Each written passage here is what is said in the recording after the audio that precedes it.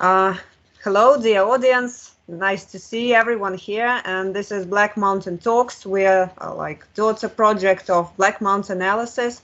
And I would really love to see you on our Black Mountain Analysis Substack. Feel free to visit us and read us.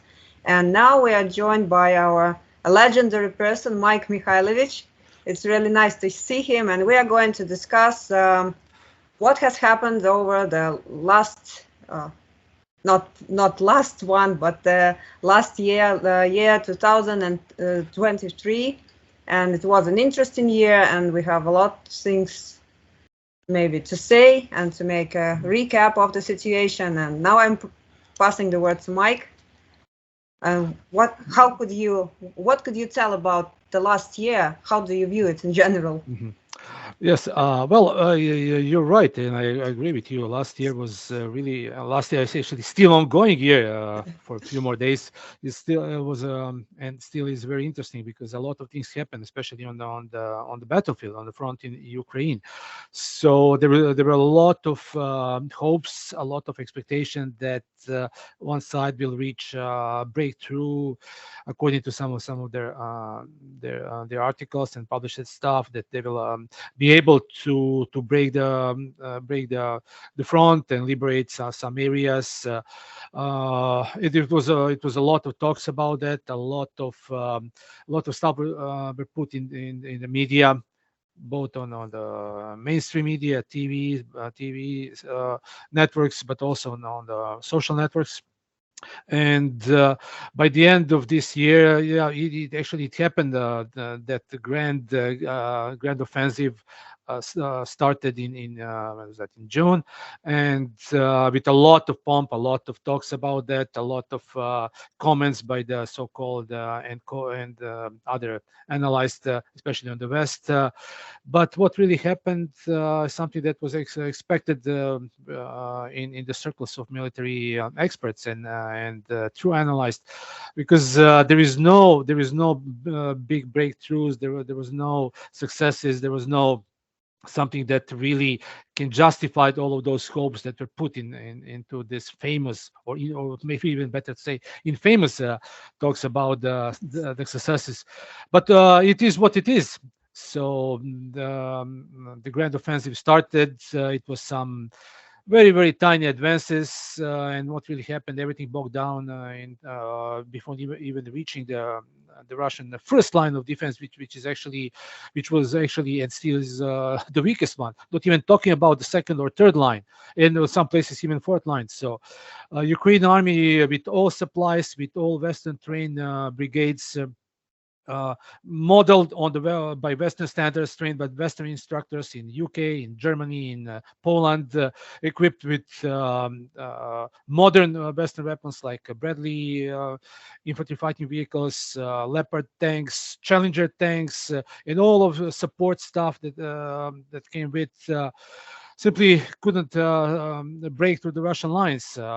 And there was something that analyzed talk that it is simply not possible to do with the current setup, how Ukrainian army is organized, how they perform their training.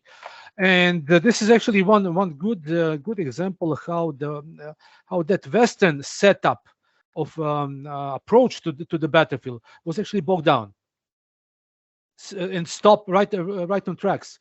The first indication for that, it was those infamous losses that Ukrainian military suffered with their most modern Western supply equipment.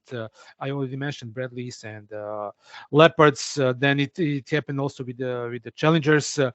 And the last thing that the West want to see is how their equipment is burning in the battlefield. So knowing that equipment in and out, especially Leopard 2 tanks, by all means, it is a good tank. But the way how the tank was applied on the battlefield, and especially on the way on the sheer number and tactics that was used, it was from the beginning, from the start, it was destined to destruction. Not all of that equipment was destroyed. Some of them is simply damaged, but taking into consideration how long it will take to recover those battlefield losses, put that on the flatbed trucks and ship back to Poland, or and from there to Germany or Lithuania or some of those Baltic states for repairs, and how long it will take to put them back. It is simply stuff that didn't work. And I'm pretty sure that many experts, true experts in the Western military, is now really thinking about what went wrong, and what is the way how to mitigate that stuff. But after almost 2 years, in February it will be 2 years of fighting.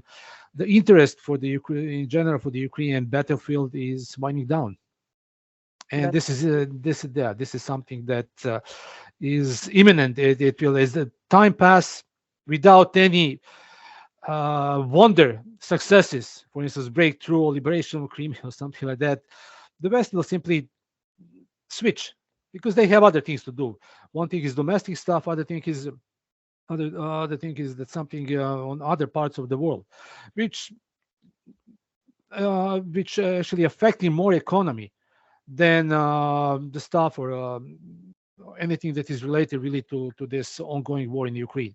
So last year was pure attrition, and that pure attrition war was with a sheer number of casualties, 8-1 or 8 to 10-1, for Ukrainian side, is something that unfortunately for Ukrainian people, for Ukraine as a country, is something that they can't replenish or replace soon, even if they start the full mobilization, because that initial enthusiasm for the fight, for defense of the country, it's winding down.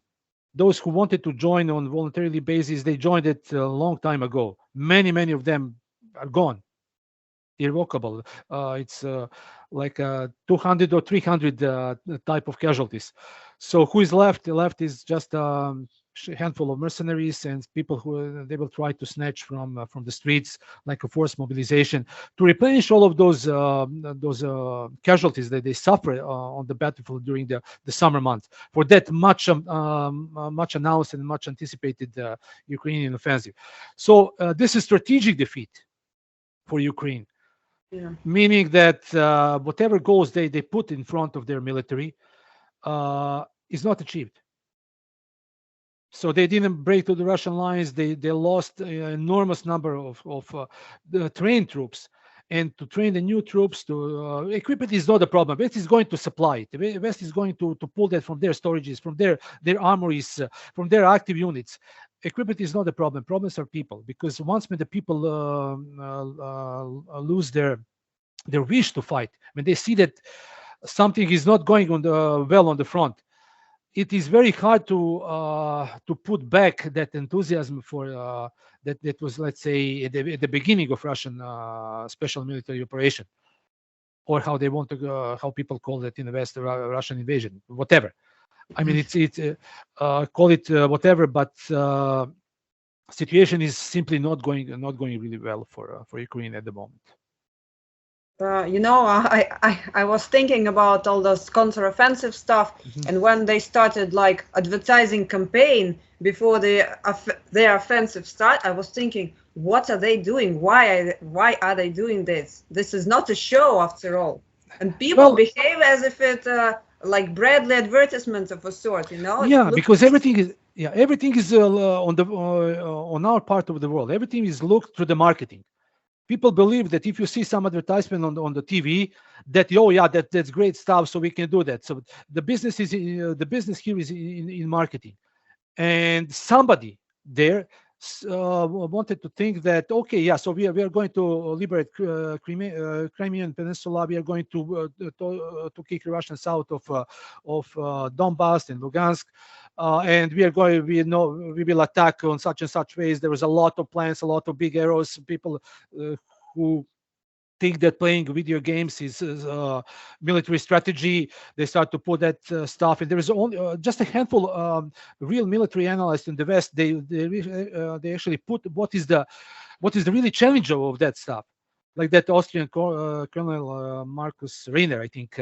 Yeah, he was one of the very realistic guy that put the proper stuff.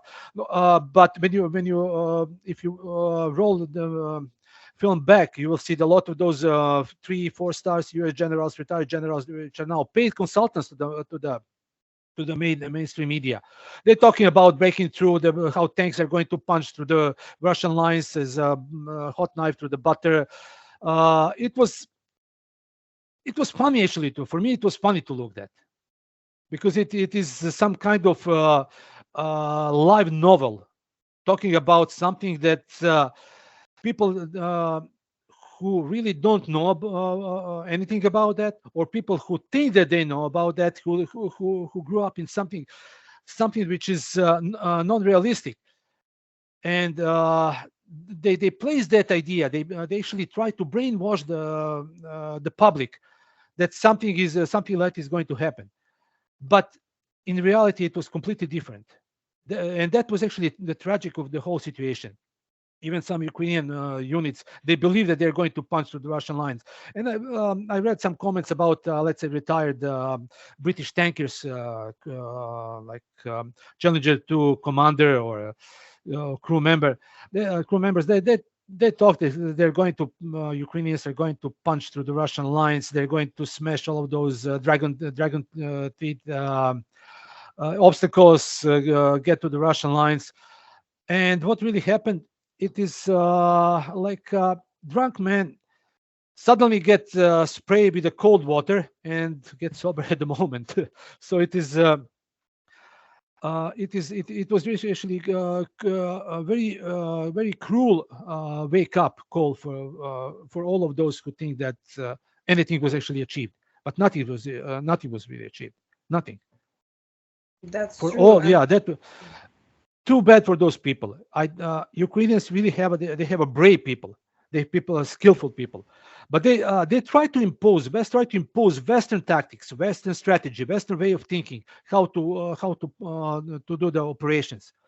But in simply, it may work. Let's say in Iraqi desert, with all air superiority, with every single logistical support that attacking troops may have. But in Ukraine, it's completely different. Everything crumbled.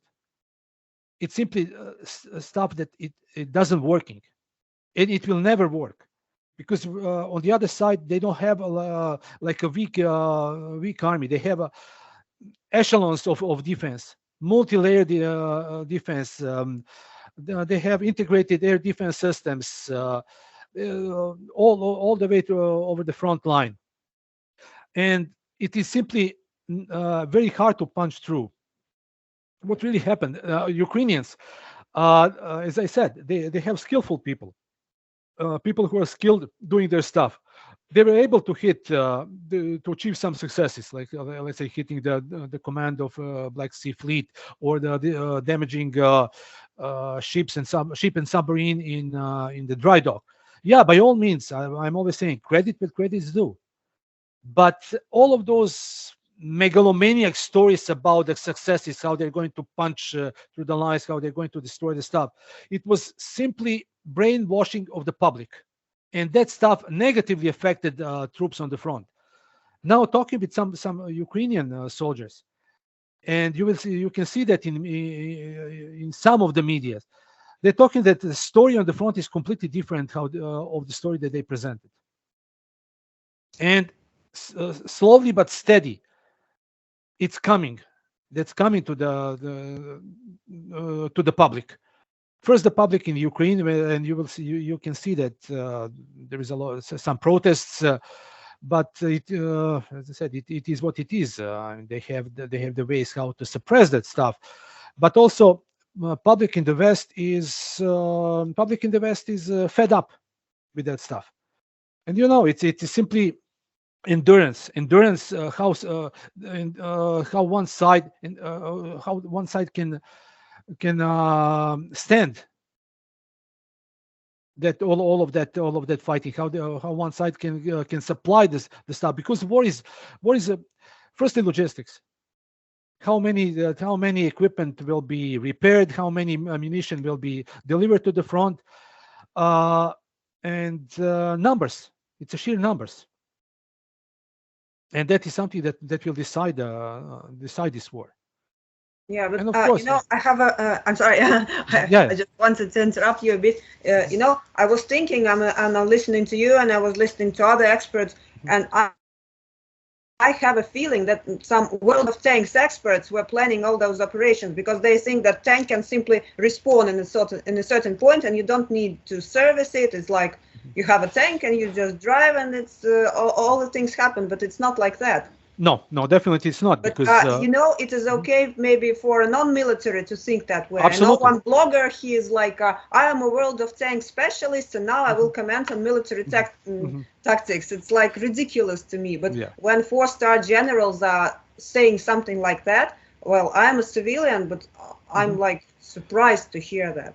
Well, Why do they do that? I just well, cannot. okay. So first, they are retired, so they enjoy all benefits in their retirement. Relatively, they're young. They're younger. So what I see, they're trying to get to some of those major networks as a paid consultants, and as a paid consultants, they need to say what the public want to hear, and what the public want to hear is something that the editors all of those news people who's dictating what they have to do. So those guys are organizing all of that stuff. So yeah, four-star general will say whatever he will first express his opinion.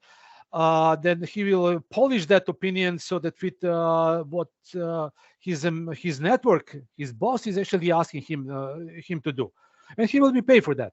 There is a there is some military analyst that simply stating the facts, and facts are based on not facts to be fact should be based on the multiple sources. See, when I'm stating facts, I never based my anything that is unchecked for at least one or two different sources, completely independent sources. My sources, I have private sources which are still in Ukrainian military. I have retired Ukrainian officers, high-ranking officer. They have a family now. It's on Ukrainian side. I have that also on the Russian side. Plus, I have friends on the other many different countries. There are many different government services.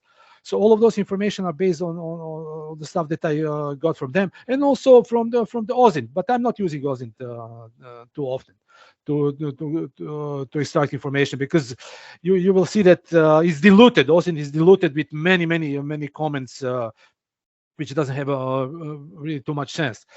One more thing for the to talk about this stuff. First, it is not video game. Sure. And majority of those who talking about that have zero experience about the military stuff. But as you mentioned, those generals, yeah, they're guys who spend their career in the military, but being somebody with several stars on their shoulders doesn't guarantee that those guys know something. Many times, lieutenant or captain will know better than the general.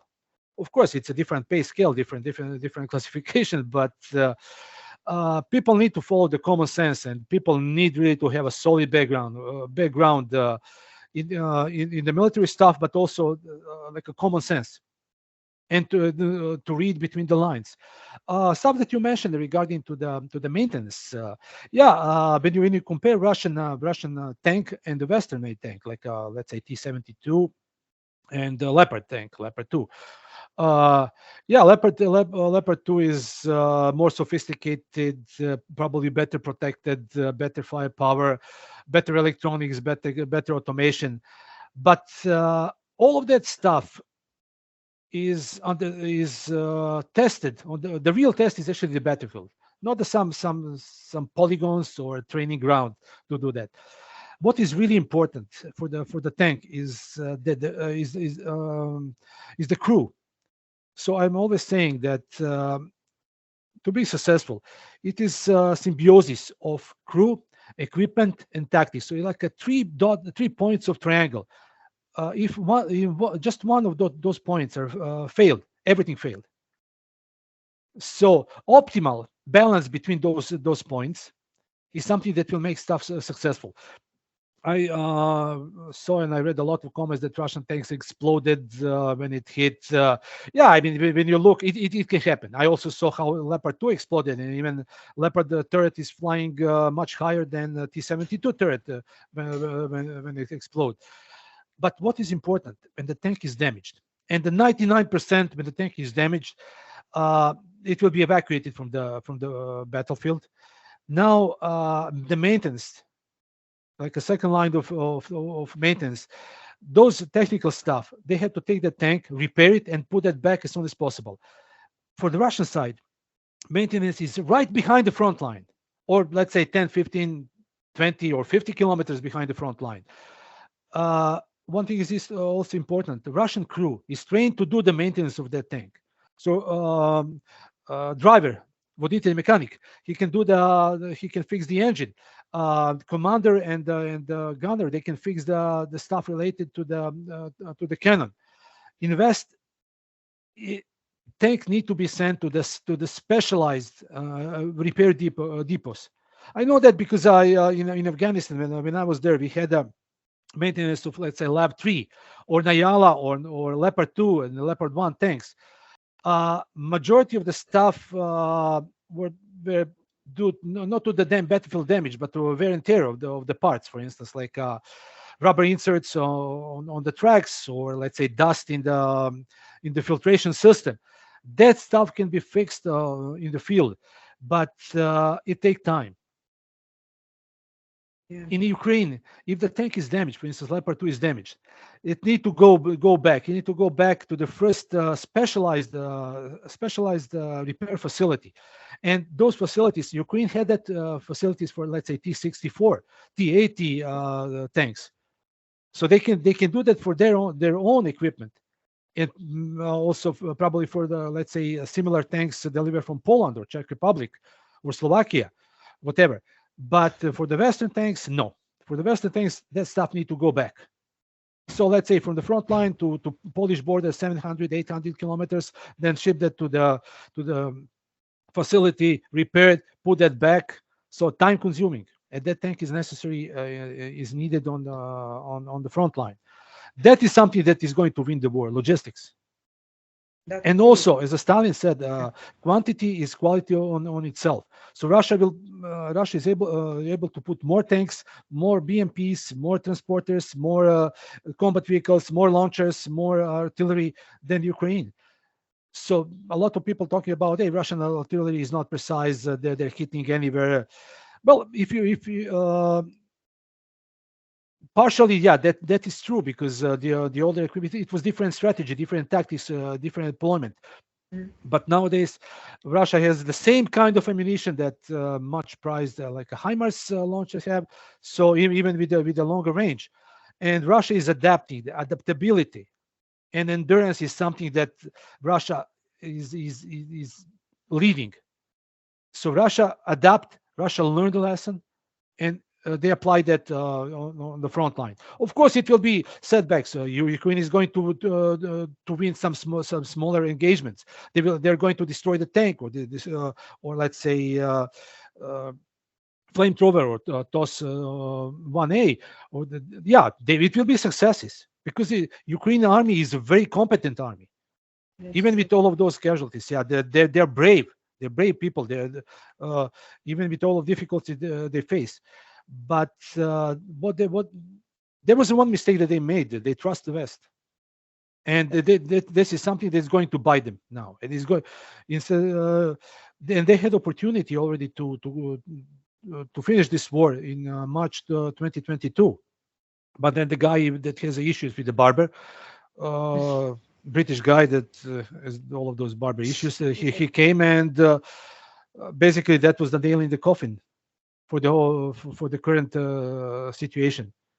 So they continue work. They trust the West, and that was one of the biggest mistakes.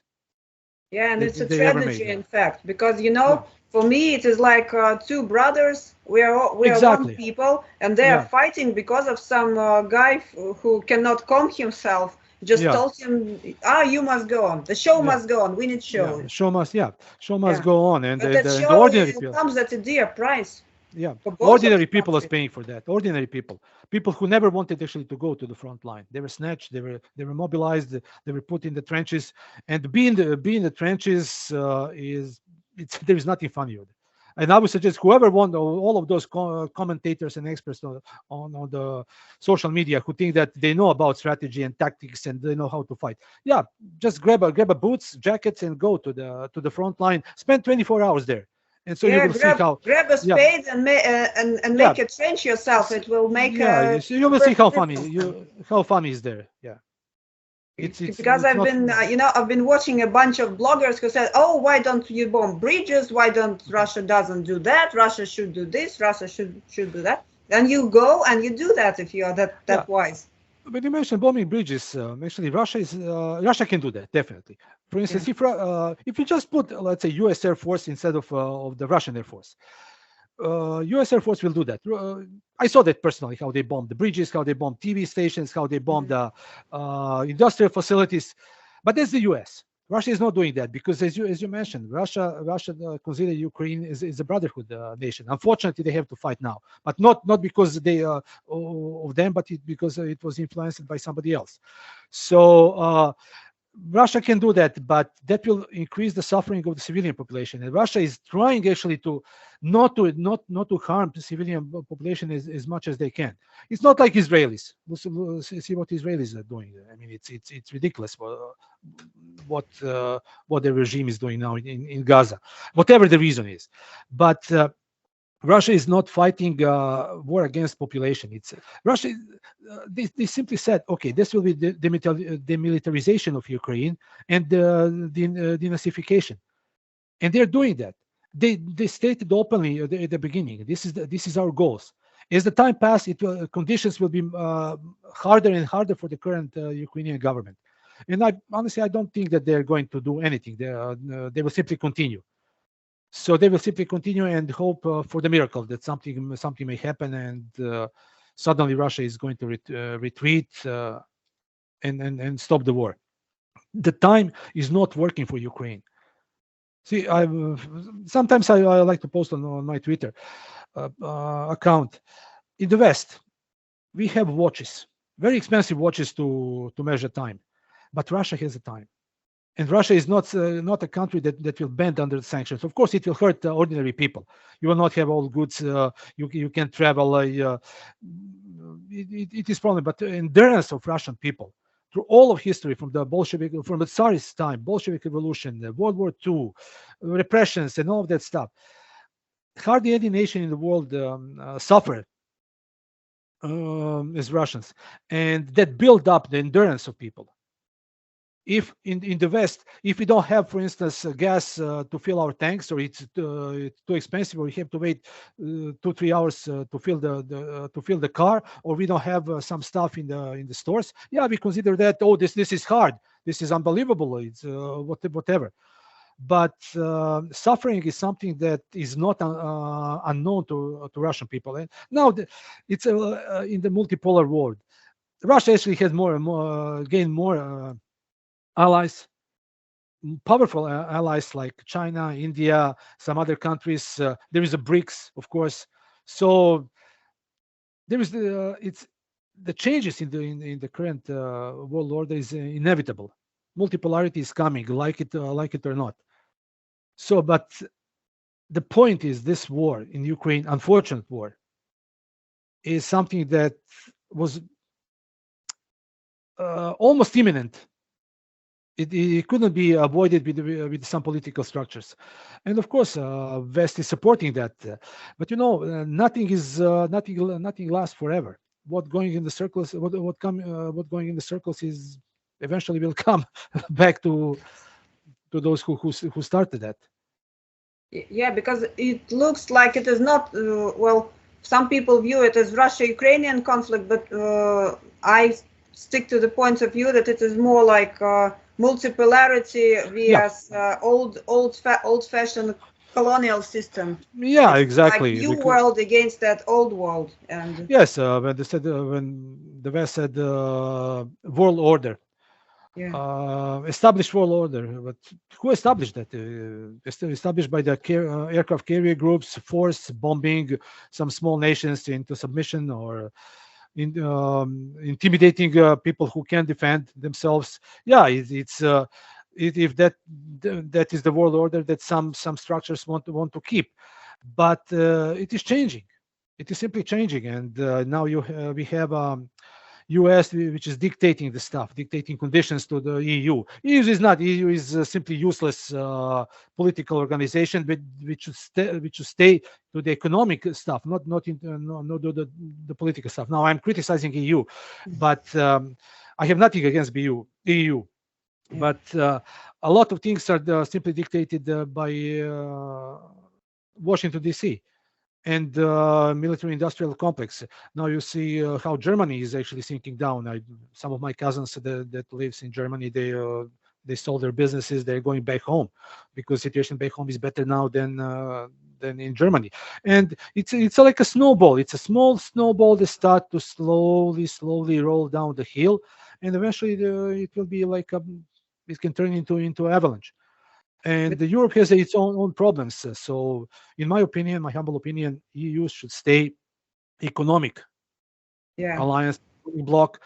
Now we have some of those guys from the European Parliament that's I don't even know how to comment them. I don't want to comment them. That will be my comment, that I don't want to comment about their abilities, but it's a problem that it will affect ordinary people in Europe. And it has affected Yeah, already. yeah.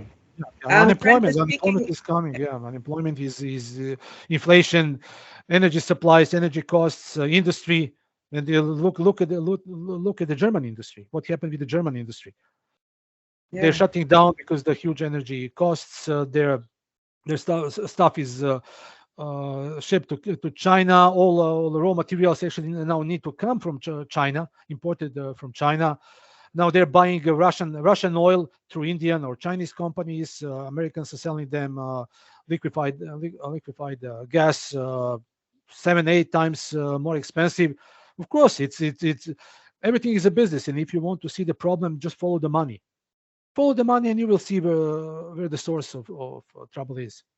yeah. And now all those Western support plans that EU is going to increase the weapon production, but that those weapons would cost a fortune. They will not make any Absolutely, difference yeah, because with absolutely. such an electricity price, what can you do Yeah. practically?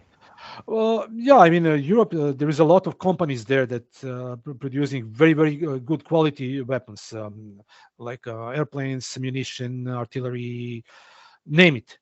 But the issue is that raw material actually is not even made, not even processed in those countries. Raw material is imported. Energy is now the energy sources, because all of this stuff need energy. Energy is imported through energy sources are imported through China or India. They're Yeah, coming from Russia. So as Russian president said, they shoot themselves not in one foot but in both legs, in both foot. So yeah, and as the time progresses, it is going to get harder and harder. yeah, and So, and they can produce, let's say, 100,000, 200,000 shells per year. They will ship that to Ukraine. Ukraine is going to fire that in a month. Russia, in the meantime, is going to do that 10 times more. Again, it's a quantity. It's a sheer quantity that is going to decide what is going the next few years. Russia, of course, has a friends. North Korea can produce. They have million shells now in reserves. They can ship those shells to Russia. They have capacities for production. China also. The West, here we can't compete to the manufacturing abilities of the East. Simply we can't, because our oligarchs, let's say oligarchs, we call yeah, oligarchs are Eastern Europe, we call here business people. Our business people, CEOs, they sold the stuff. So here now we have like a service industry, and now service industry is actually banking. So we are inventing hot water, financing the stuff, giving credits. I said we, it's not me, you and me that live on West. It's somebody much more powerful.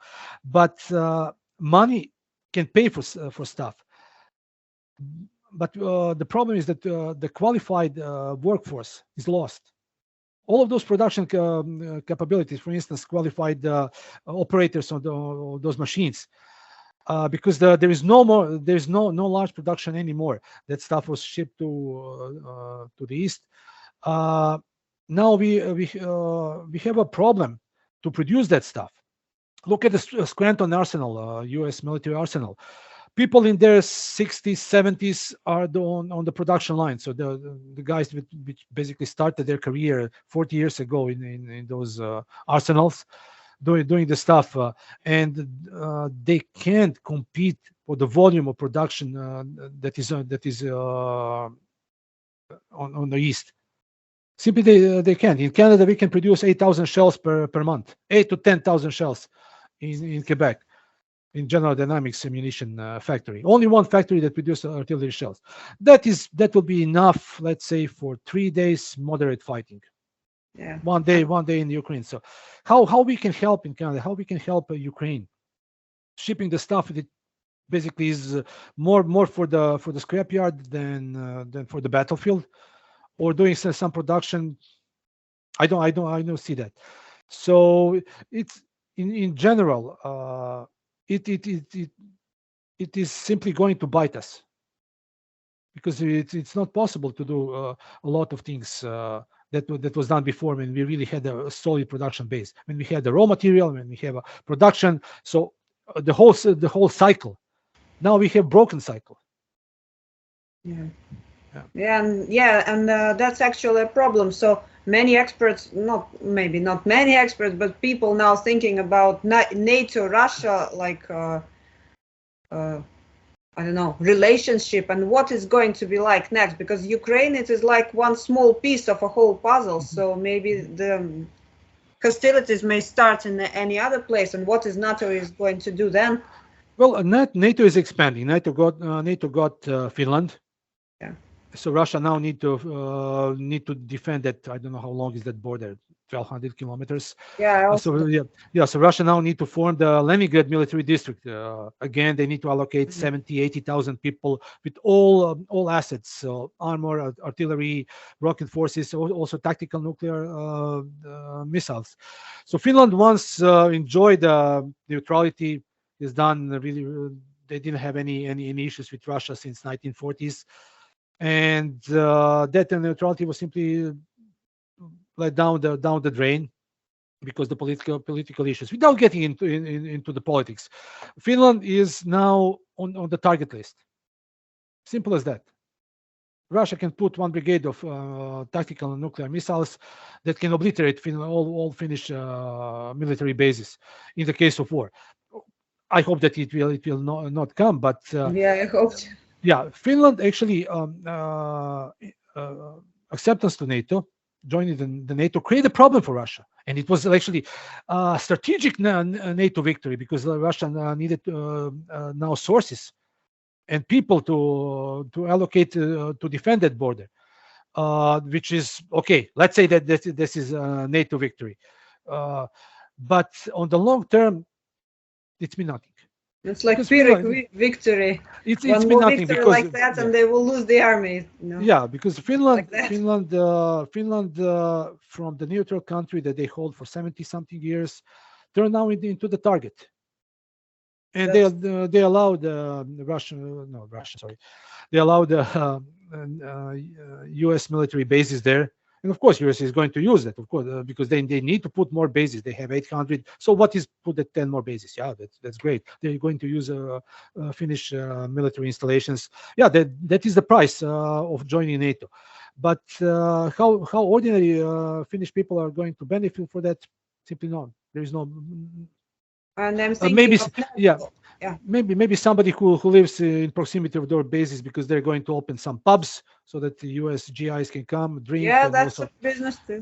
yeah, there's the business, and also it will be some the oldest profession is going to benefit with Sure. around all of those bases, like in other countries, like in Poland, Romania, and also it was Ukraine is not part of NATO and never will be, but it was also widely spread in Ukraine before the war, especially those Yavori bases and surroundings, then around Kiev and all of the wherever those instructors were located. Uh, if we put that aside, advantages, yeah, it's create a problem for Russia when Finland joined, and it can be celebrated as a success, but in long term, nothing. Because I think, and like it's not only my thought, but many like experts also say that NATO, when it was smaller in size, it was like more solid, but now it is Exactly. like I don't know, like a cereal of a sort. It's like spread through all Europe, spread Yeah. in the US, in the US, and they have something, I don't know, amorphic Well, structure of a sort. yeah, but when you look at NATO, there is like a founding fathers of NATO, few countries. Then you have like that is the first class NATO countries. Then you have people who join, countries that join, like yes, more or less weak countries, but in the pack, they are like they act like a strong guys. Then you have like a third class countries that join the NATO who are just the proxies, and you have the fourth that trying to join the NATO, which is basically cannon fodder. So it's like you have a drink, and you start to pour the water in that drink, and once good drink is start to be diluted. So on the end of the day, nobody can drink that. So what you can do with that drink, just toss it down the drain. When NATO was smaller, it was compact, and it was better for NATO. For NATO as a pact is better. Now it's simply like a diluted drink. Yeah, And and all they of those, all of those countries, former Warsaw Pact countries that joined it, it's like a Chihuahua joining the wolf pack. And you know who is going to be tossed first to the wolves or to the bear? Are those Chihuahuas? oh yeah, that's Talking true. about, talking about like figurative, but that's true. And NATO, yeah, they like to play with the coalition. Coalition meaning that unity, but that unity can function, for instance, intimidating the weaker. But once when they hit somebody, when they hit a brick wall, it can bounce back. And especially some of those, even those countries, some of those NATO countries, they realize, for instance, Hungary or Slovakia, they know in what kind of game they're involved.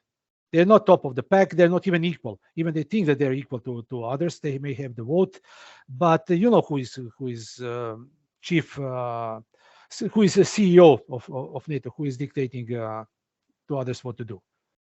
NATO should stay what they are. NATO should stay within the German borders. That was before the Warsaw Pact dissolution. So it will be no problems. I think the They first expansion, that large expansion, was in year 2004, if I'm not Yeah, no, mistaken. actually, 1999, Ah, when that was the first wave, yes. when they attacked Yugoslavia, so they accepted surrounding countries because they needed airspace. They simply needed airspace to go through. Then they start to move on east, and sooner or later they will face the brick wall.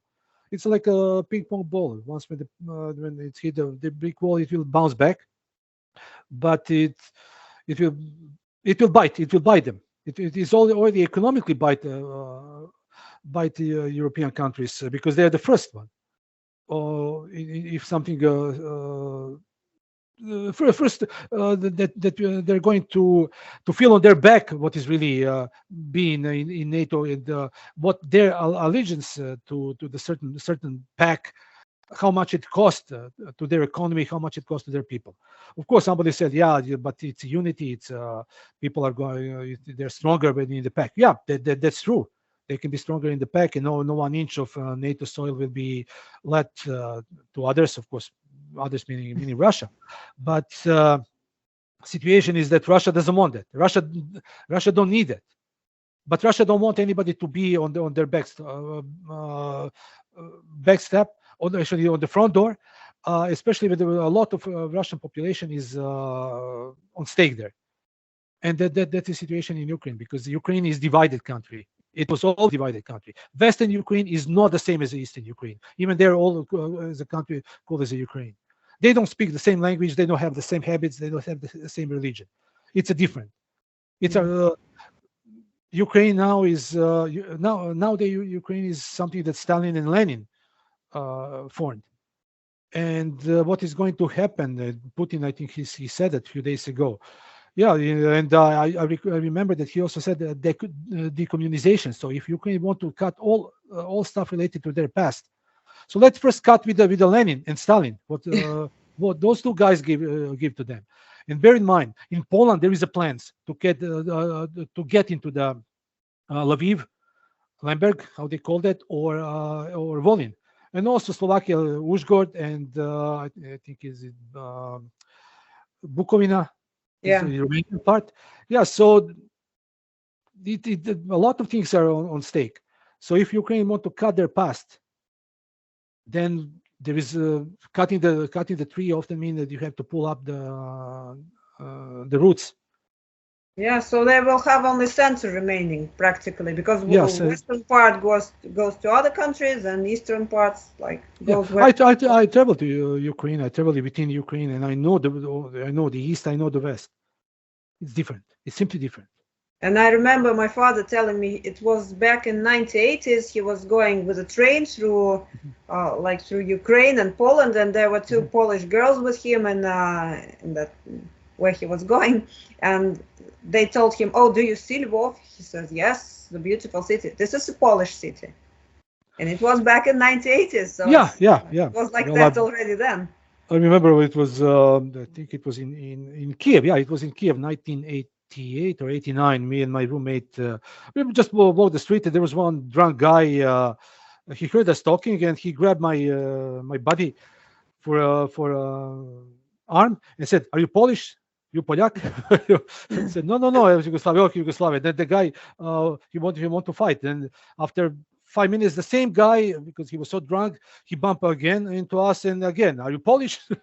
Want to fight? No.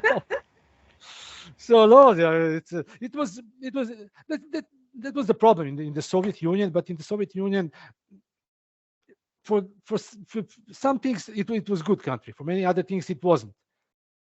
But at least Ukraine as a country, it was formed by Lenin, and it was increased by Stalin. And Khrushchev, with his decision, I think it was 1956, to assign the Crimea because the administrative stuff and supplies with electricity, water, whatever. Yeah, so he became the part of Ukraine. But during this, the Russian Empire, it was Ukraine, borderland, Ukraine or Ukraine. It will be in Yugoslavia. We had it like a Krajina. It's the same meaning, borderland. And always empires clashes there. So Austro-Hungarian Empire, German Empire, Russian Empire. Then it was Polish, Lithuanian Commonwealth. So everybody fought around, let's say, Galicia or those areas. And for now, yeah, Ukraine is a country officially, internationally recognized in the current borders. But who knows what is going to happen? Because when you talk with ordinary Poles or Romanians or Hungarians, yeah, they're thinking part of nowadays Ukraine was the part of our country. It was taken by Stalin, it was taken by Lenin, or it was whoever, and dark clouds are now over Ukraine just because of that. To talk a little bit. Yeah, because there is speculation on possible future, and some people say, "Oh, Russia." I can hear those. I read the comments, and people say, "Oh, Russia they must hold the victory parade in Kiev." But many Russians say, "Oh, we don't need that. Why would we need that? And want to occupy that?" And no. There is no need. Occupation means that you will have an insurgency. Yeah, because you Yeah, have big you don't territory, need. you have to hold it Yeah, somehow if yeah, you you have to hold it. Yeah, occupy it, and you need. if you have a friendly government on the friendly terms, then I don't see any reason why they should occupy Ukraine. People thinking that Russia need to attack from the Belarus, chop Ukraine on half all the way to the Black Sea. Really no need, because they have to go to the Western Ukraine. Just let Western Ukraine deal with their neighbors. Mhm. There's no need. Russian goal: denazification, demilitarization of Ukraine, and taking Russian is historical Russian land as Russia claimed it. Yeah. It And is what it is. It's their goal. And as Are they far as going? I understood, as far as I remember the plan, it wasn't even by it didn't the plan didn't include even like incorporating Donetsk and Lugansk Oblast. There were Yeah. it was protection, but Yeah, not protection. Yeah, for the Russian-speaking incorporation. people, Russian ethnicity. I Yeah, think it was 8 million or 10 million Russians in in Ukraine. yeah, something like that. Yeah, It's something like that. And now the Russia is the country with the biggest Ukrainian refugee population. Here in Canada, there is a lot of people from refugees from Western Ukraine. For some reasons, but it's unfortunate what is really going on with Ukraine. So, such a nice people, no matter are they from east or west. Such a nice people, such a beautiful country, rich country, but too many interferences. Yeah, because I remember last year I spoke with one girl from Odessa, and she was telling about her city with such a love. She really loves Oh her yeah, oh, country, but it was like it was a religious problem for her too, because she mhm. was Orthodox, and Yeah. and she was like deprived of going to Mhm, the temples she used to. mhm. It Yeah, was a yeah, pain for her, and she was fighting for her right mhm. to go to church. Yeah, That is yeah. like, maybe in Middle Ages, something like Mhm. that would be possible, but not in like enlightened age Yeah, as we are living now. yeah, yeah. Strange times. That's true. Yeah, And yeah. and what really makes me sad, I watch sometimes videos on telegrams with all those Ukrainian casualties when they soldiers they are lying in trenches already deceased. And I always think that they are fathers, they are brothers, they are Sad. husbands. It's Sad, sad. enormous human grief. Why would Yeah, that whole theater cost in such amounts of human lives? It's something yeah. Yeah, that that when you makes me mentioned sad, that, yeah, really. when you mentioned that, I often see that on Twitter, people posting that stuff, and I simply don't like. I don't like to comment of that. I don't even put any opinion about that. But some people are simply enjoying putting that stuff, and that's sick. That's simply sick. Those are human beings. Those are human beings dying there for some interest of the military-industrial complex, so that rich people can be richer, and ultimately the poorest one is paying the price. People that can't afford to pay the military commission to or doctors to give them certificates that they're not capable of doing the military service. But now it's getting even worse, because no excuses anymore. And I read today that Ukraine has a plan to bring all those refugees who Good luck managed with to that. leave Good their luck with homes to that. bring them back and to Good kill luck those with that. people too. Yeah, good luck with that.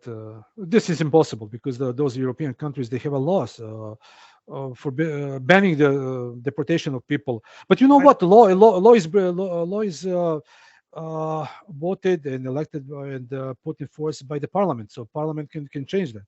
One day we can simply wake up and see that, let's say, Bundestag changed the law that all refugees from some countries need to be lined up and sent back, east or south or whatever. So laws are made by the governments, by the parliaments. So everything is possible.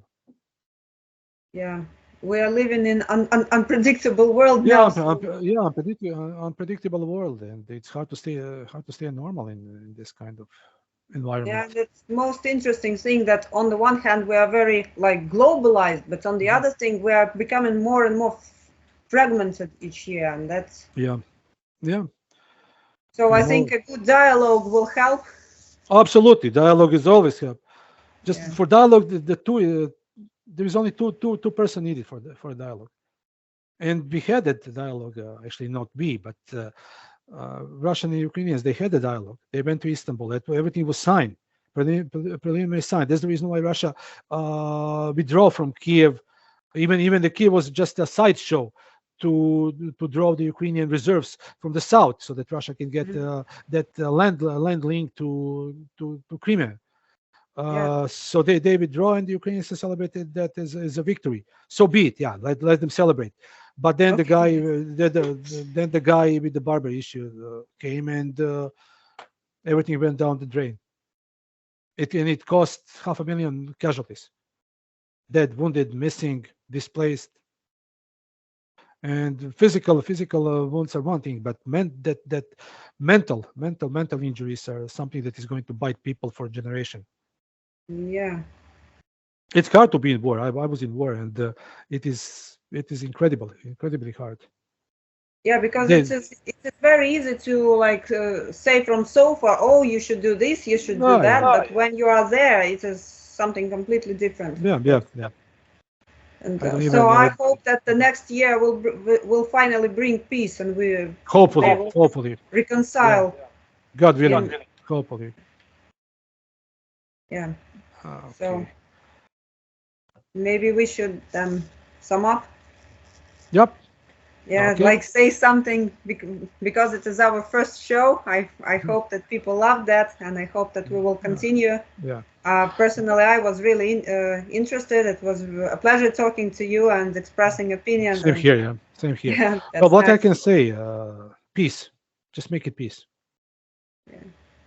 I can say no better. Make peace, and make peace again. Just negotiate, talk. Just don't fight.